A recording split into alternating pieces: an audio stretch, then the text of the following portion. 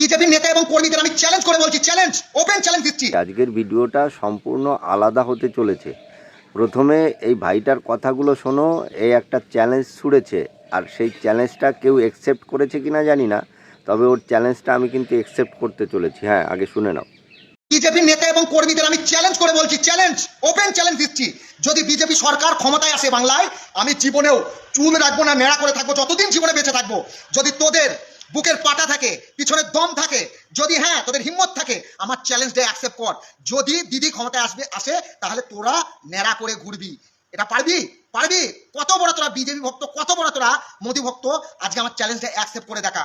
যদি বিজেপি সরকার আসে তাহলে ও আর জীবনে মাথার চুল রাখবে না, চুল ফেলাই দিয়ে ন্যাড়া হয়ে থাকবে। তা দেখ ভাডি, তোর এই চ্যালেঞ্জটা আমি অ্যাকসেপ্ট করছি।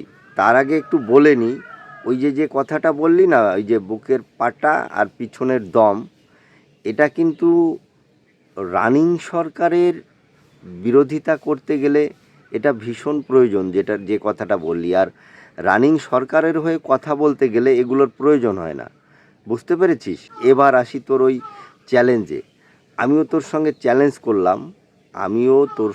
চ্যালেঞ্জ করলাম, যদি তৃণমূল সরকার আবার চতুর্থবারের জন্য সরকারে আসে তাহলে আমিও ন্যাড়া করে ফেলবো, কোনো না কোনো এক জায়গায় চুল ফেলায় ন্যাড়া করে রাখবো। হ্যাঁ,